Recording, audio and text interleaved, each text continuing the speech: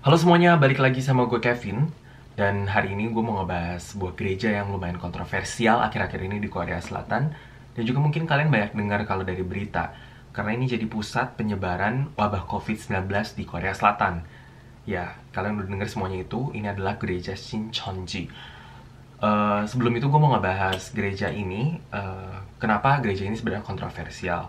Mereka cara kerjanya gimana, dan gue minta banget di sini karena ini ngomongin soal agama dan ini hal yang sensitif.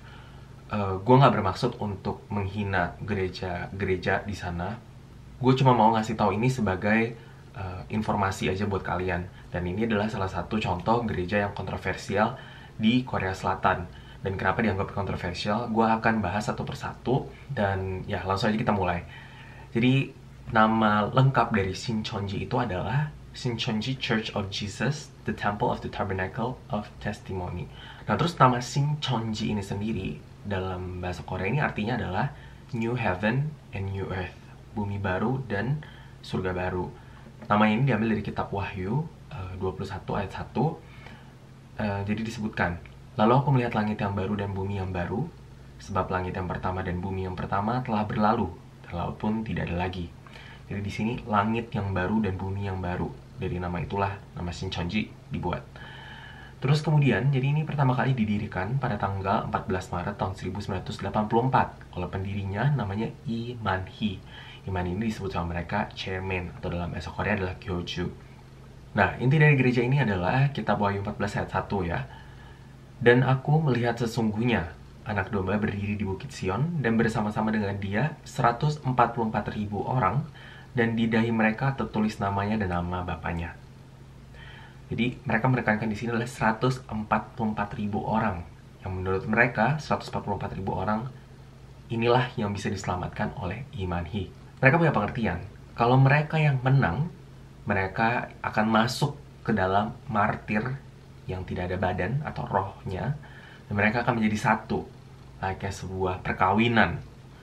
Jadi mereka berusaha untuk menjadi 144.000 orang yang tertulis di dalam Alkitab tadi itu. Kenapa mereka mau jadi begitu? Karena mereka percaya kalau mereka jadi bagian dari itu, mereka akan menerima yang namanya kehidupan abadi, hidup selamanya. Dalam artian, walaupun mereka meninggal dunia, mereka akan reinkarnasi dan mereka akan hidup selamanya. Kemudian yang kedua, mereka bisa menjadi raja, atau menjadi imam yang memimpin. Dengan cara itu, mereka bisa melakukan segala hal yang mereka bisa mau nantinya. Nah, masalahnya, banyak dari mereka yang mencoba untuk melakukan ini semua dengan cara mereka merekrut banyak orang, supaya lebih banyak orang yang menjadi bagian dari 144.000 orang itu. Sebenarnya nggak apa-apa awalnya, cuman di balik itu banyak sekali hal-hal sebenarnya yang mereka coba untuk tutup-tutupi. Mereka nggak mau mengatakannya sebenarnya supaya orang ini bisa masuk menjadi bagian dari dia untuk memenuhi 144.000 orang itu pada awalnya. Cuman menurut data yang terakhir yang dikasih tahu oleh Shincheonji sendiri tahun lalu, sebenarnya mereka itu udah ada 230.000 orang umatnya. Jadi mereka mulai mengubah lagi arti dari 144.000 orang itu. Bukan lagi mereka harus mencari 144.000 orang, tapi mereka mau supaya dari antara mereka itu ada yang sebenarnya yang jadi 144.000 orang itu. Jadi makanya mereka berusaha untuk saling bersaing untuk masuk ke dalam bagian itu dengan cara ada poinnya. Jadi mereka di levelin gitu loh. Dari level berapa sampai 144.000 orang saja yang bisa diselamatkan oleh pendirinya. Terus pusatnya itu ada di Gwacheon, dekat sama kota Seoul ini. Dan mereka itu kalau mau kebaktian, ada kartu anggotanya kalau zaman dulu. Kalau sekarang karena udah canggih, mereka pakai sidik jari. Karena nggak sembarangan orang bisa masuk ke dalam gereja itu untuk dengerin kebaktiannya. Dan kalaupun kita pergi ke sana, mereka akan bilang gini, nggak bisa terima dari awal. Kenapa? Karena menurut mereka ajarannya itu sangat sulit. Jadi istilahnya kita tuh masih nggak tahu apa-apa soal Alkitab dan segala macam. Akhirnya kita tuh cuma kayak anak TK yang tiba-tiba dikasih pelajarannya tuh pelajaran kuliahan. Jadi lu nggak mungkin ngerti, dibilang gitu. Makanya lu harus belajar Alkitab lagi. Nah dari sinilah gue akan kasih tahu cara kerja Shincheonji, cara mereka mencari umat itu gimana. Jadi yang pertama mereka akan seduce lu, mereka akan coba dengan berbagai cara untuk menarik lu, perhatian lu. Jadi gini, mereka itu akan naruh target nih, misalnya gue jadi target. Nanti akan ada orang-orang yang coba mencari tahu informasi tentang gue. Dari gue ini suka apa, gue nggak sukanya apa, background keluarga gue apa, gue lagi mikirin tentang apa, gue lagi pengen apa, semua tuh dicari tahu dulu. Habis itu sampai bahkan kira-kira kalau misalnya gue masuk ke dalam gereja ini, gue bisa dimanfaatin sebagai apa. Kalau misalnya gue punya talenta untuk jadi pembicara, jadi gue bisa mungkin jadi pembawa acara atau gimana. Nah habis itu mereka mulai mendekatin, cari tahu gue suka apa. Misalnya saat ini gue lagi suka bahasa Inggris, gue mau mempelajari bahasa Inggris. Akhirnya nanti mereka bikin skenario untuk mendekati gue pelan-pelan. Terus mereka akan bilang, gue ada nih guru les bahasa Inggris, lo mau nggak dilesin gratis, dia bilang gitu. Apalagi gue kalau memang lagi butuh, pasti gue akan ngerasa, oh les gratis, ya gue mau dong gitu kan, ya baik banget nih gitu kan. Akhirnya lu mulailah ikut nih les bahasa Inggris.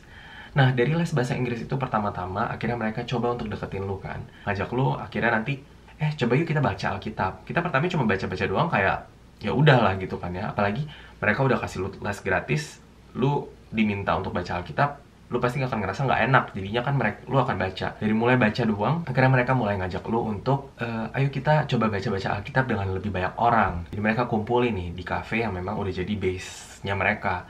Dan di situ akhirnya mereka tuh mencoba untuk cari tahu sebenarnya lu itu bisa nggak sih belajar Alkitab ke depannya? Apakah lu males orangnya? Karena mereka mau cari orang-orang yang bisa bertahan untuk belajar Alkitab selama 6-7 bulan. Nah, jadi mereka cari targetnya adalah anak-anak kuliahan. Karena selain banyak waktu, mereka kan giat belajar. Mereka banyak mau mencari kegiatan lain. Jadi belajar dan juga bisa berkegiatan ini. Selain itu juga ibu-ibu rumah tangga. Karena ibu-ibu rumah tangga biasanya banyak waktunya. Dengan itu mereka mulai perlahan-lahan bakal ngomong ke lu. Ayo dong rahasiain pertemuan kita berdua gitu loh. Kenapa gitu kan?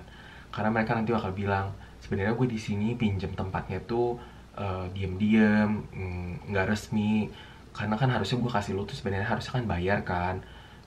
Jadi bisa lah lu tolong tutupin ini. Dengan itu mereka minta rahasiain pertemuan ini dengan keluarga lu, dengan kenalan lu, dengan teman-teman lu dan sebagainya. Karena kita ngerasa kasihan daripada lu juga nggak bisa belajar bahasa Inggris lagi, kira lu mulai deh merahasiakan itu ke orang tua lu. Lu bilang kalau misalnya lu akhirnya pergi ke perpustakaan dan sebagainya. Oke, terus abis itu setelah misalnya lu juga udah mulai dicek, kayaknya lu bisa nih belajar Alkitab. Mereka akan ngajak lu ke sebuah center. Center ini dimana lu akan belajar Alkitab. Pertama lu akan diinterview dulu, untuk cari tahu beneran, kira-kira lu bener-bener bisa nggak sih, lu punya pendirian yang bisa untuk belajar 7 bulan nggak sih Alkitab. Terus habis itu, setelah memang lu kalau memang lolos, lu akan diminta untuk bayar fotokopi bahan-bahan pelajaran. Itu nggak gede juga, kayak misalnya 1 bulan sekitar 10.000 won, berarti sekitar cuma 120.000 rupiah. Berarti kalau 6 bulan mungkin sekitar 600.000 rupiah. Memang dibayarnya di awal, jadi minta duit juga sebenarnya nggak banyak, jadi lo akan ngerasa oh dikit juga anyway. Habis itu pelajarannya ini, tadi gue udah bilang 6-7 bulan. Belajar itu dari Senin, Selasa, Kamis, Jumat. Sehari 3 jam untuk belajar Alkitab, untuk mendalami isi Alkitab ini. Nah terus lo akan masuk ke dalam satu kelas itu bisa kayak sekitar 60 orang. Cuman setengahnya itu adalah sebenarnya umat dari Shincheonji yang udah lulus. Jadi mereka lagi masuk lagi ke sana, duduk-duduk di samping kalian. Dengan maksud apa? Supaya bikin suasana itu lu nggak ngerasa ada yang aneh. Karena kalau misalnya tiba-tiba di samping lo orang ini kok belajar Alkitabnya ternyata udah dalam ya, lu akan pengen juga untuk menjadi seperti orang itu kan. Atau mungkin lu mulai ngerasa kalau misalnya lu belajar sesuatu, kok lu mulai ngerasa ada yang aneh. Cuman karena di samping-samping lu semua ngerasanya kalau misalnya itu adalah sesuatu yang benar, kita tahu dong manusia itu kan tend to be untuk ngikutin orang. Kalau misalnya di sekitar lu semua bilang kalau itu benar, lu akan ngerasa itu benar, padahal itu mungkin salah. Jadi manusia banyak banget yang memang kayak gitu, dan akhirnya lu mulailah ngerasa kalau misalnya, oh ternyata selama ini gue yang salah, ini yang benar. Jadi lu ngerasa kalau ini tuh benar. Akhirnya lu mulailah belajar lebih dalam lagi, sampai akhirnya lu benar-benar ngerasa kalau ini adalah ajaran yang benar. Nah habis itu, setelah 6-7 bulan itu, lu akan ikut namanya ujian. Ujian itu sekitar 300 soal, dan lu harus bisa dapat 80-90 ke atasnya untuk bisa bagian dari gereja Shincheonji. Nah kalian bisa lihat nih dari video ini tuh sebenarnya mereka gimana ujiannya. Mereka harus duduk di lantai kayak gitu, dan ini tuh katanya ujiannya dilakuin di seluruh dunia, bareng-bareng semua, waktunya semua sama. Dan ya, jadi setelah itulah lu baru bisa masuk ambil bagian dari Shincheonji ini. Ada beberapa poin yang dibilang sama Shincheonji. Yang pertama adalah lu harus selalu menyembunyikan kalau lu itu umat dari gereja Shincheonji. Kenapa? Karena mereka ngajarin kalau di luar sana ada tempat-tempat yang dibilang tempat konseling yang mencoba untuk menghancurkan lu katanya. Mencoba untuk ngasih lu racun istilahnya. Mencoba untuk ngebunuh lu dengan bilang kalau ajaran kita ini salah. Tapi kan lu tadi udah percaya duluan kan. Mereka bilang lu jangan ngomong ke depan publik karena banyak tuh tempat-tempat konseling seperti itu di luar sana yang mencoba untuk ngeracunin lu. Akhirnya inilah maksud dari kita untuk mencoba untuk ngeprotek lu, nyelamatin lu. Jadi karena itulah yang pertama, mereka nggak boleh kasih tahu ke publik kalau mereka tuh bagian dari gereja Shincheonji. Nah terus tadi yang gue bilang, mereka kan awalnya udah bilang kalau misalnya mereka minta pertemuan ini dirahasiakan, bahkan ke orang tua lu sendiri. Kalau misalnya ketahuan gimana? Kalau misalnya ketahuan, mereka tuh udah dibilang harus segera langsung lapor ke gereja atau lu harus bisa kabur gimana pun juga. Karena kabur itu buat keselamatan dari keluarga lu sendiri. Kenapa mereka ngomong kayak gitu? Balik lagi ke teori yang pertama. Mereka bilang kalau misalnya mereka bisa bagian dari 144.000 orang itu, mereka bisa jadi raja. Jadi mereka ngerasa kalau misalnya lu jadi raja, lu bisa ngelakuin segalanya dan bahkan lu bisa nyelamatin orang tua lu sendiri, keluarga lu sendiri. Jadi karena itulah mereka benar-benar belain segalanya mereka lakukan untuk bisa tetap bagian dari 144.000 orang itu lagi. Nah jadi katanya setelah lu telepon ke gereja, gereja itu akan nyambungin dengan polisi dengan bilang kalau misalnya mau ngejemput anaknya yang ngerasa dilarang untuk keluar dari rumah oleh orang tuanya. Dengan itulah akhirnya mereka bisa keluar dari rumah, ada tempat untuk mereka-mereka yang kabur ini. Mereka juga punya sistem, kalau misalnya anak ini nggak bisa dihubungi dalam waktu 24 jam, mereka akan langsung otomatis kirim polisi ke dalam rumah untuk cari anak itu gimana. Jadi sampai segitunya. Terus yang jadi pertanyaan lagi, kenapa orang-orang yang udah bisa masuk ke dalam gereja ini nggak bisa lagi keluar dari gereja ini?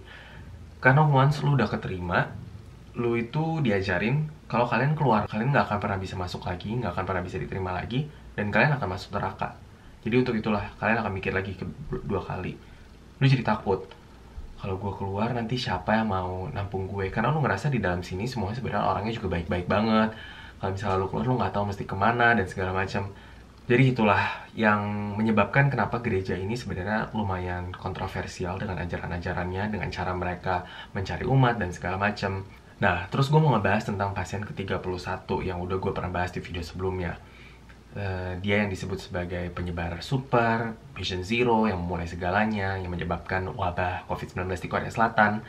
Dan apa kaitannya dengan gereja ini gitu. Sebelumnya gue mau ngasih tahu juga kalau gue nggak mau ngebahas ini karena mereka ibadahnya salah lah atau gimana segala macem. Cuman hal-hal apa yang bisa menyebabkan virus ini menyebar dengan cepat di dalam gereja ini gue akan jabarin ya. Jadi yang pertama adalah mereka tuh kalau ibadah deket banget. Mereka itu nggak ada tempat duduk, mereka duduknya itu di lantai, dan mereka tuh dibilang tuh sampai saling kena itu loh. Bahu mereka tuh saling kena, saking sedekat itu. Kedua, mereka tuh nggak boleh bolos. Karena yang tadi gue bilang lagi, mereka itu semua ada poinnya. Jadi untuk lu ikut ke kebaktian itu ada poinnya, lu persembahan ada poinnya, lu bisa bawa orang sebanyak mungkin ke gereja lu, semua itu ada poinnya. Jadi mereka karena mau menjadi bagian dari 144.000 orang itu, mereka nggak bisa yang namanya bolos. Karena kalau lu bolos, lu nggak dapat poin dari itu. Akhirnya itulah kenapa kalau kita lihat juga pergerakan pasien ke-31 itu walaupun dia dibilang sakit, dia tetap mau ke gereja karena dia nggak mau bolos. Kemudian mereka itu juga harus nyembunyiin kalau mereka itu sakit. Karena buat mereka itu sakit itu sama dengan dosa. Mereka nggak mau kelihatan kalau mereka itu punya penyakit. Jadi mereka tetap harus datang ke gereja. Dan juga setahu gue, kalau di gereja itu mereka nggak boleh pakai masker juga. Itu juga salah satu faktor yang ngejebabin kenapa bisa tersebar dengan cepat itu. Dan juga setiap kali ada pendeta di waktu kebaktian ngomong suatu hal, mereka harus ngomong amen dengan kencang, lantang setiap saat. Jadi mereka pasti ngomong itu menyebarkan virus lebih banyak lagi. Dan yang tadi gue bilang lagi, mereka harus nyembunyiin kalau mereka itu Shincheonji kan. Jadi waktu dicari tahu dia kemana aja, dia tuh nggak ngejelasin awalnya. Dia itu sembunyiin, dia nggak pergi ke gereja Shincheonji. Dia mau nyembunyiin dia itu umat Shincheonji. Karena dia tahu kalau misalnya gue ngomong ini, gue melakukan kesalahan. Dan juga dia bisa jadi pusat publik. Dan akhirnya jadi masalah buat anggota lain, bahkan sampai ke gerejanya. Makanya dia kekeh nggak mau ngomong kenyataan kalau dia ini anggota dari gereja Shincheonji. Dan dia juga udah pernah ke gereja untuk kebaktian. Makanya itu juga salah satu penyebab utamanya. Terus ada juga bukti kalau misalnya gereja ini sebenarnya juga ada di Wuhan, di Cina. Jadi mereka sempat cari tahu, nge-track beberapa anggotanya, itu ada keluar masuk dari Wuhan ke Korea Selatan pada bulan Januari pertama-pertama gitu, setelah si COVID-19 ini merebak. Jadi mereka mencoba untuk mencari link antara COVID-19 dengan gereja ini, dari mana sebenarnya asalnya. Jadi gue udah jabarin ke kalian semua tentang gereja Shincheonji ini dan hubungannya dengan pasien ke-31 dan juga wabah COVID-19 di Korea Selatan. Semoga kalian suka dengan video ini, dan gue akan bahas video-video lainnya tentang COVID-19 ini. Buat kalian yang suka, jangan lupa untuk like dan juga share. Oh ya, sebagai tambahan lagi, sekali lagi, gue mau ngasih tahu kalau aliran ini tidak mewakili agama Kristen, dan juga gue hanya mengumpulkan fakta-fakta dari mantan-mantan anggota gereja ini. Gue di sini hanya untuk memberikan informasi. Gue berharap di sini nggak akan ada komen-komen yang kontroversial. Gue di sini tidak mau menjelekkan pihak manapun. Ya, gue berharap semuanya di sini udah dewasa dan bertanggung jawab atas komen-komen yang kalian tulis. Oke semuanya, gue akan ketemu lagi kalian di video-video berikutnya. Bye semuanya, dadah!